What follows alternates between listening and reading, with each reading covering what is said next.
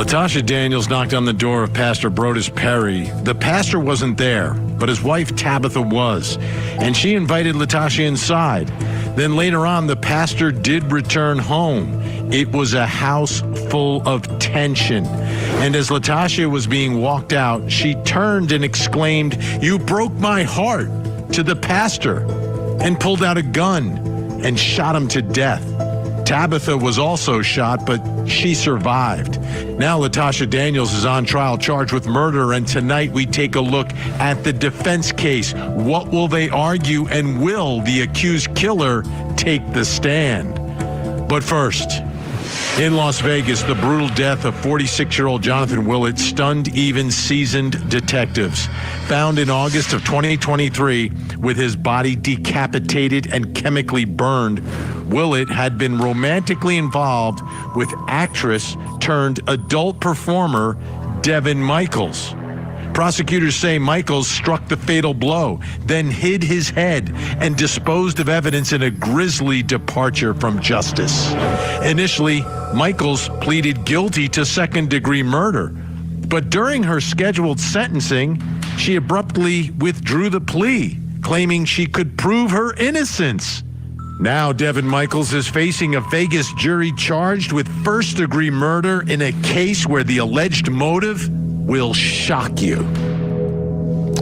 I'm Vinnie Politan. Thank you so much for joining us tonight here on Closing Arguments. And you know, when I was here about 24 hours ago, I was talking about love triangles, right? And how many of these cases and stories we've covered through the years on Court TV. And I talked about some that, stand out more than others. But the bottom line, we've seen a lot of them. And last night, the story, and we're going to talk about it tonight, is about a cheating pastor, right? Caught in this love triangle. His mistress, his girlfriend, comes over to his home and is there with his wife. And then he comes home, the three of them are there, and he ends up dead. And I said that was an unusual love triangle because in many of the love triangles, if the man has two women, he usually kills one of them so the other one doesn't find out. I've seen that many, many times. Scott Peterson, Rabbi Newlander, I get it. But this was unusual that he, in the midst of this love triangle, was the victim. Well, the one tonight is much more shocking than that. Okay?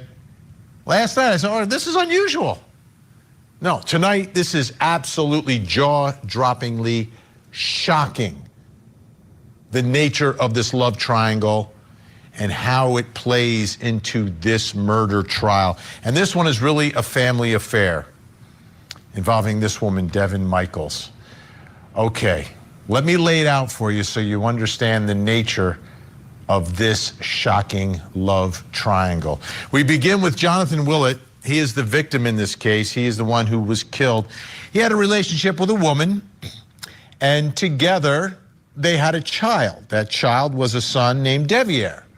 There he is, Devyn Willett. Okay, so Jonathan is with this woman, but then Jonathan splits from Devyn's mother, so he's no longer with her.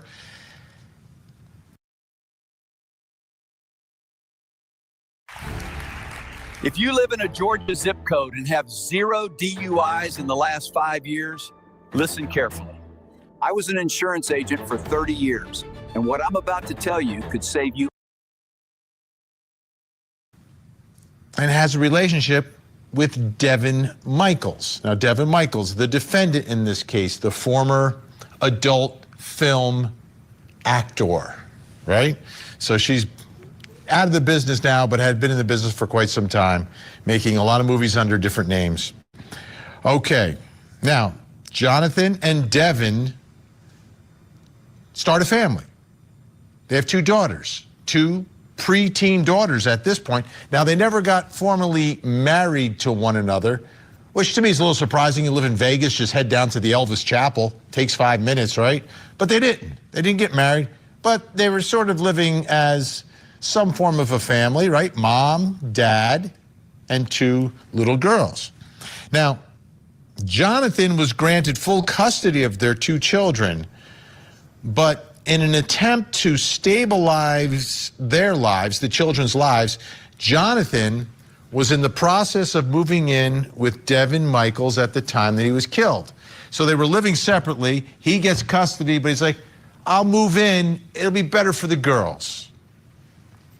Now, at some point, and he was in the process of moving in when he was killed and when he died. But at some point before Jonathan was killed, okay? Before Jonathan was killed, Devyn got married to Jonathan's son, Devyn. You follow? I don't know if it's a triangle anymore. I don't know if you can call it a triangle the way it's all playing out here. But Jonathan's son, Devyn, marries Devyn. I told you it was a little shocking. Now, the nature of the marriage. They said the marriage was out of convenience for insurance purposes, like health insurance or something. But it was revealed that, yes, indeed, this marriage was consummated. This marriage was, in fact, romantic. Okay, let's take a listen to Devyn Michaels explaining, and this is a police interview, and you're going to hear the audio, explaining the family situation to the detective. Now, if you were shocked by what we just went through here, I was shocked when I found this out. The detective is shocked as well. Take a listen. So you guys have been off and on since when? No, we're not off and on. We're just trying to make a family work. Like, we're not physically intimate or anything like that. We're just trying to, because the girls really want us with one house, yeah. And to save some gas, so we're trying to make that. Do you have a boyfriend or anything right now? Yeah, I'm married. You're married? Yes, sir. Alright, so that was not told that information. I thought you I'm guys. married, but okay. We were told that you guys are possibly trying to get back together. No, we're trying to get everyone in one house and be a family Oh, okay. for the girls. So who are you married to? I'm married to Devyn. The son. Yes, sir. Oh, okay. So Devyn, his son, and you are now married. How long have you been married? Almost 2 years. Yeah, John knows. Devyn took the stand. Let's hear him talk about the relationship with his wife and what his father knew or didn't know about this. At some point prior to that, had he learned that you had actually married Nikki? Yes, sir. How was that conversation, or if you had a conversation about it? He sent me a text message asking or saying, I don't know what you're doing, but it's not right. And I responded with half of what you know is true and the other half isn't. So your dad clearly knew you were formally married. Yes, sir. Do you remember the date you got married? No, sir. Did you ever get divorced? No, sir. Is that something you would like to do? After this, yes. Okay, once this trial is done? Yes. Okay. Now, he referred to her as Nikki because Devyn has other names, that she used when she was working in the business, and has, I think, 2 aliases that are completely different than the name that we're calling her now. So if you hear Nikki and Devyn are the same person. Is that clear? Let's bring in the think tank. Joining us tonight, criminal defense attorney, legal analyst Carmen Rowe. Also with us, attorney Ali Benevento, and criminal defense attorney and lawyer Lori on TikTok, Lori Murray. Watch what magnesium does to your bowels. If you have to wipe more than 4 times after you poop, here's why. The Mayo Clinic confirms that stuck poop can cause these embarrassing skid marks in your undies. You see, when stuck poop causes a traffic jam in your colon, your bowels become too full, and as the pressure... Should we call it a love triangle, Carmen? What is it? It's a lot, Vinny. And I got to tell you, I've been watching this trial on Court TV and I love it. I can't get enough of it. This is the funnest, includes everything you would ever want from a trial, a triangle, a love affair, a family, all of it. Yeah. Allie, how would you describe what this arrangement is between Devyn, Jonathan, Devier, the kids? I mean, I'm looking at it, and I believe that Devyn's daughters are also her sister-in-laws. Mm-hmm. Dysfunctional is the word that I would use. And yeah, there's got to be a lot of confusion in that house about what to call the different family members because of the dynamic here. It's bizarre. It's Vegas, baby. I don't know. Yeah, it's Vegas, but a man is decapitated, Lori. At the end of the day, decapitated. And I'm trying to... he's decapitated. I'm trying to... missing. Yeah. What I'm trying to understand, though, is what does the jury do with this? Like this relationship? Like, how do they process it? How do they use it to uncover what happened here and why it happened? Well, I think the prosecution is going to do a great job. I don't think it's too difficult to understand. She was involved with two different men of the same family, which kind of goes with her adult activities that provide her income. That I think the jury's not going to have a real hard time with this one. They're going to see this for what this is, especially when she's trying to blame the husband's son. Yeah, but what is this? Like, do you think because she uses different names, she thinks she's different people? Is that possible? That's not possible, right, Carmen? I mean, I'm like, for her, because she's got children. Like, if there weren't children involved here, I would say, okay, whatever. It's all adults doing crazy adult things. She chose to have children with her husband's father. Vinny, look, my take on this is that the jury's going to see what I see, which is she's a vixen. She's manipulative. And look, she's not only with these two men, based on the testimony I've seen, she was with these two men on the night of this incident, one way or the other. And so I think this jury's going to see her for the person she is, and that's a person that may very well be guilty. What's going to be interesting is to see how the other two men play into this situation. Was she so manipulative that she convinced her lover / husband / stepson to help her in this? Was this a self-defense situation? Is that what the defense is going to bring out? Because we know that she withdrew her plea because she has evidence of her innocence. Yeah, well. Can't wait to see what that is. Great. Yeah, we're going to talk about that in a second. Let me put this out. I'm going to put out what the prosecutor said in their opening statement and see if this makes sense. All right, the defendant splits from Jonathan. He has custody of their daughters. Devyn marries Devier. The daughters struggle with custody arrangement, and the idea of living under one roof for the children is discussed. When Devyn realizes John is moving in, quote, the walls are closing in, and she makes the decision to kill him. August 7th, 2023, Jonathan discovers her son in his bed with face and neck missing. Jonathan's mother discovers her son in his bed with his face and neck missing. Officers arrive and find a bloody scene, chemical burns on the body, and clean decapitation. Jonathan's mother tells police the last person with Jonathan was Nikki, also known as Devyn Michaels.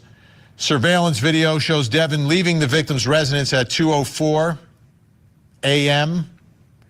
Digital evidence rules out Devier.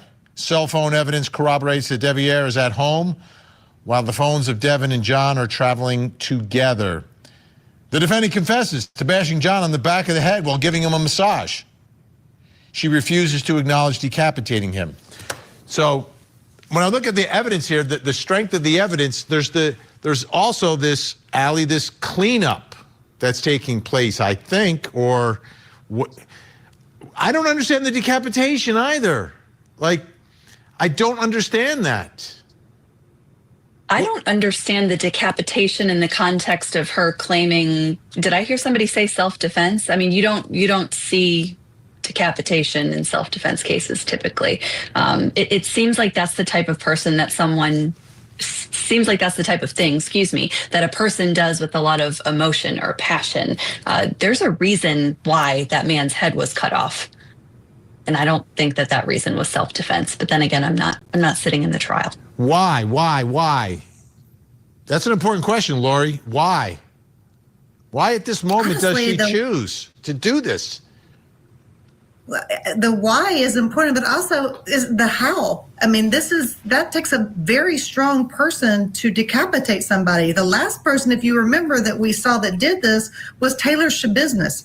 Both of them seem to be a little bit crazy, but it takes some kind of superhuman strength for a woman, especially to make this kind of incision, especially if they're saying it's a clean cut, and then to clean up and take a trophy away from the scene, which is just baffling. Why? She left the body and took the head. It makes absolutely no sense. All right. Think tank staying with us all night. They're in on this. We're going to have more on this trial, plus coming up next hour. Tonight on Vinnie Politan investigates a standout athlete, brutal assault, and a courtroom deal that shocked a town. Jesse Butler's case has ignited fury. Multiple girls say they were raped, strangled, and filmed, and the latest sentence shocked victims and lawmakers alike. Is justice being served or lost in a teenage plea deal? Tonight, we investigate. Here you are, responsible for the lifelong torment of an entire family. Is that evil in your mind now? So now you've taken her mother's life, and you heroically step in to console her. I knew it was wrong, but yeah, I still did it. Did you murder her mother to try and drive her back into your arms? Oh my God. Interview with a Killer. New episode Saturday night at 8 Eastern and Pacific, only on Court TV. You had resentment for your father, fair to say? No, sir. And then kind of realized who he was as a person. And when you were talking about moving out of Yoko's house, he said, I got out as soon as I could, correct? Yes, sir. It's so easy to become a podcaster with Riverside. You just need a concept and a way to record it. First, go to riverside.fm and open an account. When you're ready to record, just hit record to capture high-quality audio and video, all from the comfort of, anywhere. Even if the only camera you have is on your phone. With Riverside, you'll still look like a pro. The equipment doesn't matter. You'll get a professional-looking podcast using anything you already have at home. When it comes to editing, it's truly idiot-proof. Even with zero experience, you can create content like an experienced editor using Riverside's AI tools and intuitive editing features. Get transcriptions automatically and use them to edit just like a doc. Or use the chapter timeline, which makes it easier to skim and scan. Ready to share? It's okay if you don't have an audience yet. Everyone needs to start somewhere, and Riverside has the perfect tools to help you reach them, like live streaming or automated social clips using AI to create engagement on YouTube Shorts, TikTok, and Instagram Reels. Your podcast really is just a click away with Riverside. Try it now. It's free.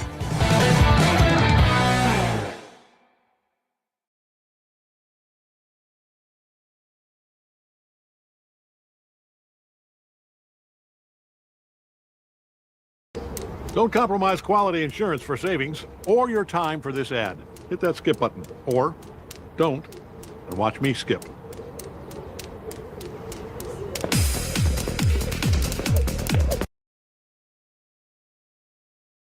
Okay, that's Devyn, who's on the stand. It's the trial for the murder of his father. He's married to his father's ex-lover, mother of his two daughters, whatever. Okay. She took a deal. Devyn Michaels took a deal last fall, right? She's charged with first-degree murder. She took a deal for second-degree murder, was facing 10 to 15 years in prison. It was sentencing day, and then this happened. The way that they manipulated and altered and deleted things is wrong. They should not be able to do it, and they have. And for you to be able to look me in the eye knowing that the things are altered and... You pled guilty, man. Mr. Michaels, you are not to address the state. You are to address me. You are. You're addressing Mr. Giordano. You are going to address me. I don't know what to do anymore. Judge, I'm not comfortable with this record. I'm willing to let her out of her plea if the court is inclined. I don't know how to fix this. Ms. Michaels, I need you to understand what I'm saying to you and answer my question. Yes. Do you want to withdraw your plea and go to trial? Yes, please. All right. This plea is going to be withdrawn. The plea was withdrawn. So she's now facing a potential life in prison. The best she can do if she's convicted of first-degree murder is get parole eligibility at 20 years if she gets life with the possibility of parole, but she could get life without the possibility of parole. She had a deal for 10 to 15 years, but at the sentencing said, I'm innocent, and he got thrown out. Let's bring back in our think tank. What's going on here? Carmen Rowe, Ali Benevento, Lori Murray. Lori, what's going on here? Yeah, judges really don't like it when you start talking about being innocent when you're standing in front of them for a sentencing or a plea.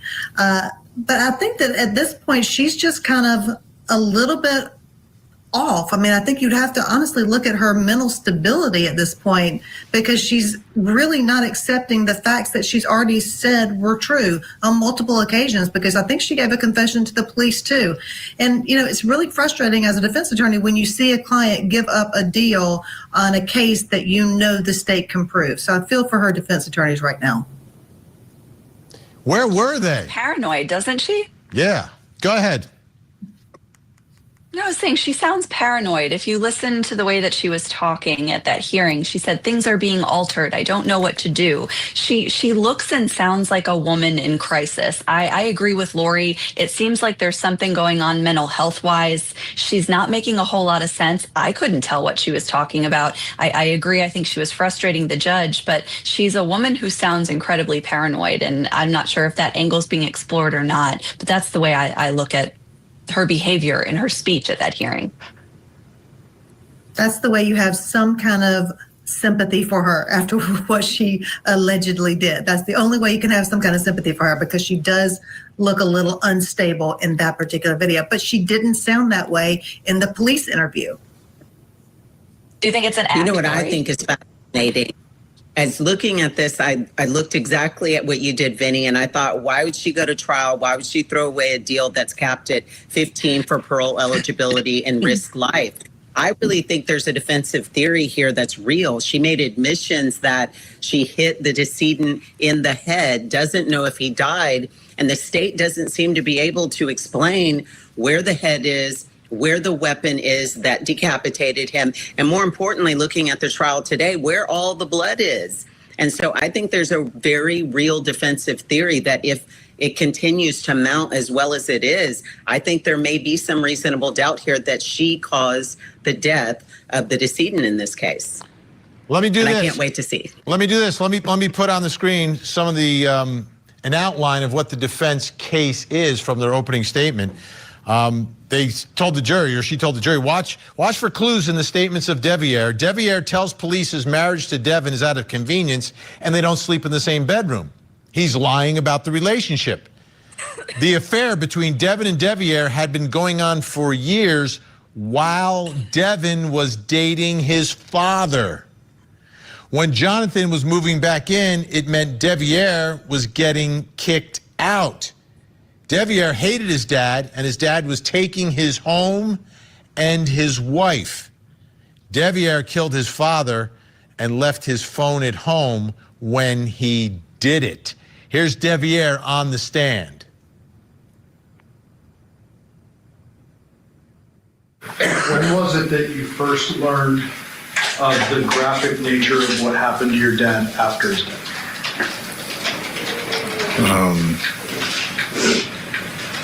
I believe it was a day prior to the phone call that I was sent an article from the Las Vegas News explaining what had happened to my father and that she was involved in it. Okay. At the end of that phone call, somebody hung up. Who did that? She did. When you were telling her, I'm leaving to California, I'll leave the dog, had you already planned when all this kind of madness started to break it off? Yes, sir. Was that essentially what the jury just heard, your breakup conversation? Yes, sir. Do you remember if you ever talked again after that? And we never talked again after that.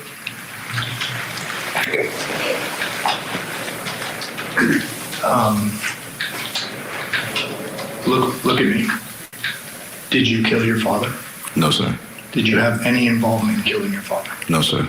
Did you have any involvement in what happened to his body after? No, sir. Pass witness. All right, Carmen, viable villain? Maybe. Look, I think he did great on direct, but there were a lot of lies exposed on cross. And I think they really put, again, a great case out there that he lied consistently about their relationship. He lied about seeing her at 2 a.m., all the different lies that really matter in this case, because we're supposed to use a lot of circumstantial evidence to piece this whole thing together as to what happened that night and how exactly his head is gone and that they can't locate it. They suggest that she maybe took it from the home and discarded it somewhere, but they're not really piecing that together. And it seems like what they're using to give us this narrative is Deviere. And with all the lies that he told on the stand today that were exposed by the defense, I think they're going to have a tough road ahead. I'd be interested to see that. You know, I didn't get to watch today, but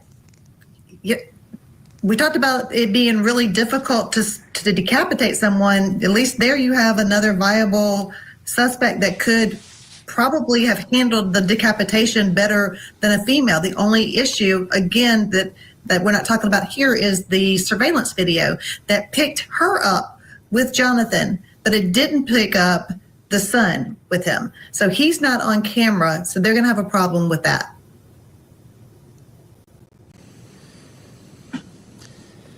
Well, they also have a problem with the weapon, but the good news is that Deviere happens to have those type of weapons at his home, and they talked about that today as well.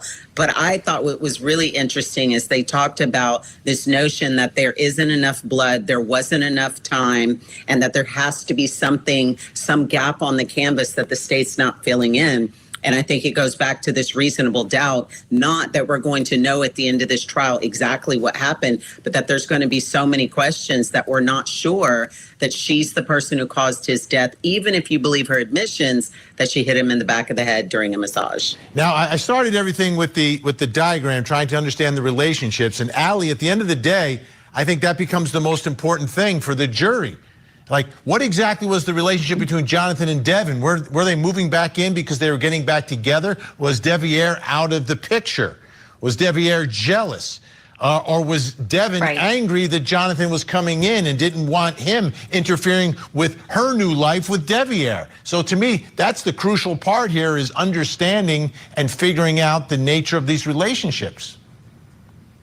Yeah, absolutely. And arguably, both of them could have had some motive in trying to get rid of him. And so I think that adds to the difficulty of the dynamic as well. If you can understand the relationships, which I don't know that there's any understanding to be had there, but she has a reason to want to get him out of the picture, as does Deviere. So that further complicates everything. Could have been either of them. Absolutely. And our coverage continues tomorrow on this case on Court TV. You'll watch it. But we're also watching another case involving another love triangle. This woman, Latasha Daniels, accused of murdering her former boyfriend, the pastor, who was married. She took the stand today. You'll see her testimony when we come back. To my family, I'm sorry that I have let you down. I tried my best to be the person you all thought I was. I tried to be the person you could count on and be proud of. However, I have been depressed for a long time. I did well with coping until the past 2 years. My world changed February 24th, 2017. And this just keeps getting worse. I know what I have been through may be nothing to some. And you don't understand why I couldn't bounce back. I have fought hard for so long to keep things together. I didn't trust anyone to know deep down how bad I was struggling. Only a handful of people knew, but they couldn't help me. To my fellas, I'm so sorry that I have let you down. I have fought hard to be the best mother I could be to each of you. I pray that what I have taught you will stick with you forever. Please don't be ashamed of me. What was the purpose of the gun? I wanted to end my life, and I felt like that was going to be the best way to do it. So that's Latasha Daniels in court reading her suicide note that she says she wrote before purchasing a gun that she said she was going to use to take her own life. But it didn't exactly work out that way.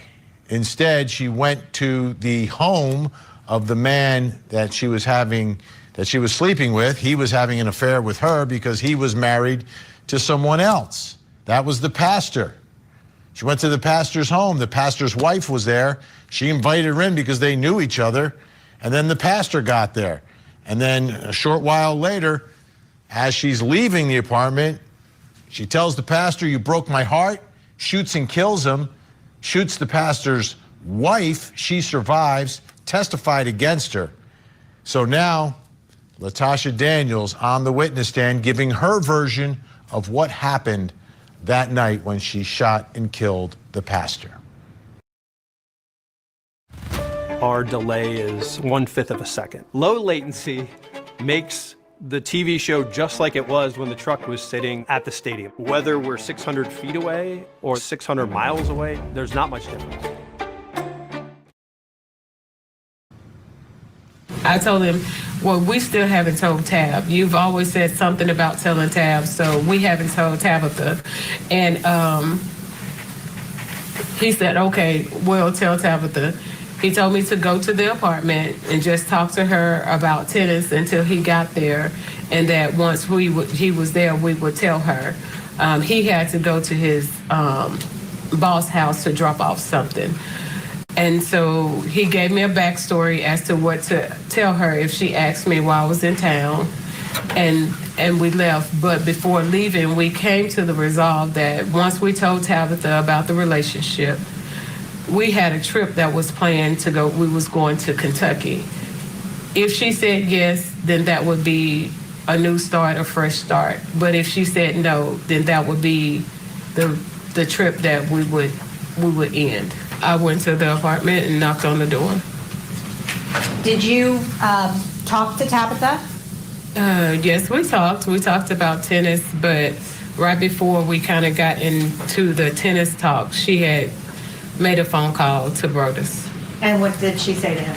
She told him, she asked how long it was going to be before he got there. And then she told him she had a surprise for him.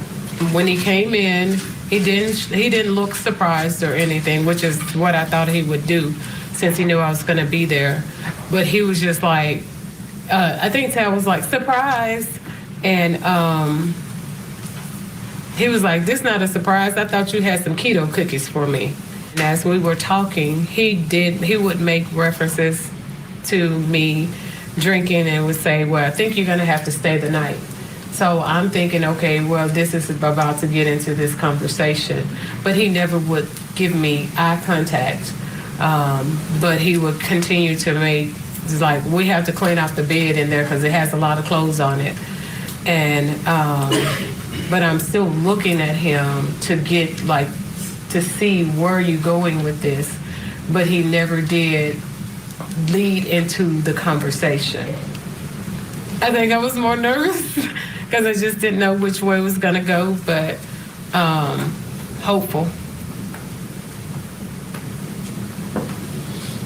At some point, you lost hope. Yes. And you said you were going to leave. Yes. Why did you decide to leave? I saw that it wasn't going anywhere. Like I said, he was not giving me eye contact. So I knew, or I felt like he had changed his mind. And I just didn't want to keep sitting there feeling, at that point, stupid. What happened after you said you were going to leave? Tabitha got up, he got up, and so she began to tell me about watching for the police, you know, because I had been drinking. Had you drank a lot? No, not at all. But she still was just letting me know.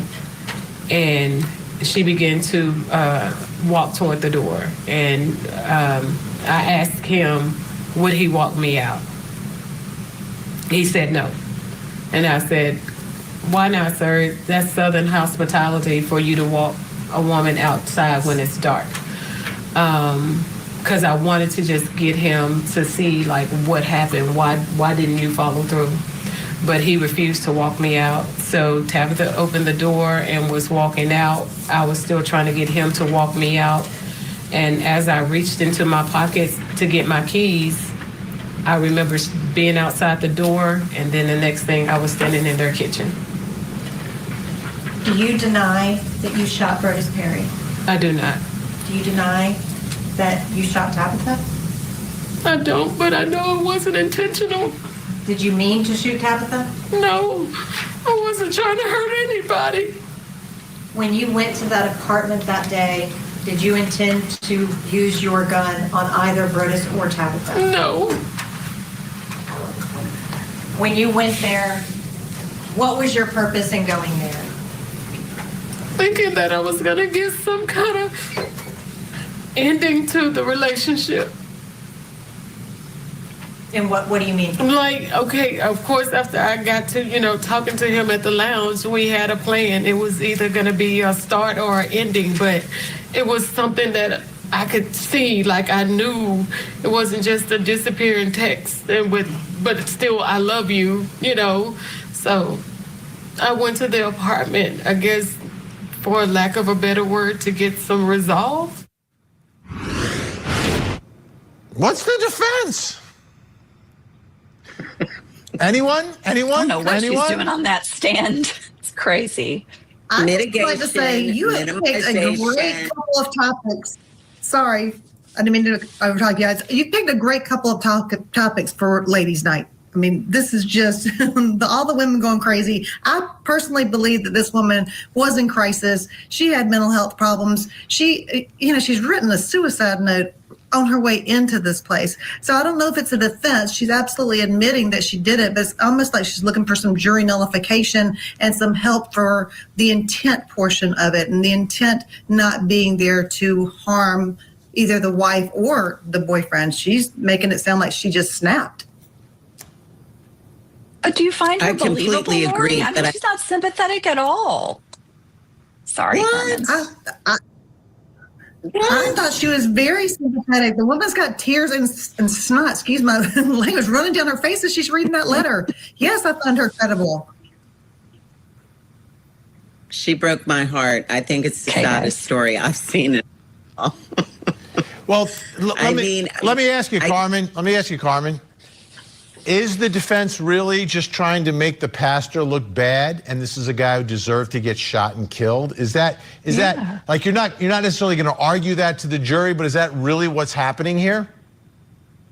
Absolutely. And in Texas, it's a real defensive theory that some people think is based in the law, but it's based in reality. That if I hate him enough and I am so sympathetic for her, that I may find some reasonable doubt or some things that the state missed.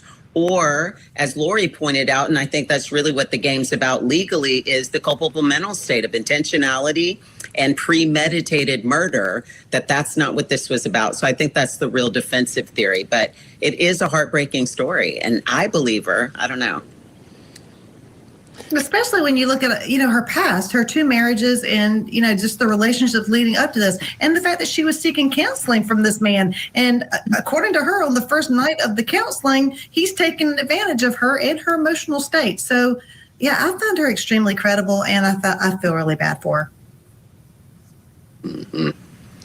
I think the pastor, if he wasn't shot and killed in cold blood, could be the bad guy in all of this, right?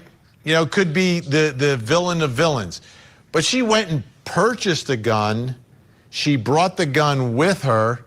And then instead of getting the keys out of the car to just leave, she admits she took the gun out of the purse. And I think the real problem that she's going to have, she also shot Tabitha, who is the real victim in all of this. She lost her husband. Her husband was cheating, and the woman who did it is in court, trying to convince a jury that the pastor is the bad guy here. I think, or that she's the victim here. I mean, the real victim is Tabitha, and I think that's going to end up being the biggest problem that she has overall when it comes to, the sympathy in the case, Allie. But what was she doing on the witness stand? That's the part that I keep coming back to. What was the purpose of that story? Was it to get sympathy? Because I see what everybody's saying. Oh, she appears so sympathetic. And I'm not questioning that her tears are genuine, but girl, just leave. I mean, she did. She took the gun. She went in there. Yes, she was suicidal. Yes, she may have been taken advantage of, but it was very clear at some point in time during that night that he was not leaving his wife for her. Girl, get up and leave. And instead, she got up. She had a gun in her pocket. She knew that she chose to use it. And then she got on the witness stand and told us all about it. I don't understand the defense theory of putting her up there. I don't know that any level of sympathy overcomes her just flat out admitting that she did it. It's strange to me. I'm sorry, guys. I don't get it. It seems like she was driven by anger. Like her own words, I felt stupid. She was embarrassed. Stupid there. Yeah, she said, I felt stupid. I'm embarrassed. I'm disappointed. I didn't get out of this that he was going to leave his wife and come with me. And so she was ticked. But she had a suicide note. So put that into context with all of that. I mean, she says she bought the gun because she was going to commit suicide. I can buy that because she had the note. So she goes in and she realizes that he's not going to leave her, and she's walking out, and yes, she got embarrassed and snapped. That's the part where she snapped, I think. But I do think that she planned to purchase that gun to kill herself and not to kill him. The part that gets me, and the part that I have a question about, is when she tells the wife to move so she can shoot him again. I mean, she shot him 5 times. Move out of the way so I can put another bullet in this man to make sure he doesn't get up. So yeah, that's a problem for her. Major problem. We're out of time for tonight. Carmen Rowe, Ali Benevento, Lori Murray, great to have you on Ladies Night. We'll see you again. All right, folks, when we return, something else you need to know tonight, plus coming up next hour. Tonight on Vinnie Politan Investigates, he pleaded no contest to a series of rape-related charges. He faced 78 years behind bars and walked out under supervision instead. How did the Oklahoma justice system let Jesse Butler off with no prison time after such violent allegations? They told you these stories didn't exist. We're here to prove they do. Real footage, real crimes. No filter. For more true crime from the South, be sure to like and subscribe to our channel at Southern Sin. You can also support more episodes by becoming a member of the Southern Sin channel, where you'll get early, exclusive access to crimes that mainstream media won't show you. Tune in for all new episodes every True Crime Tuesday at 9 p.m.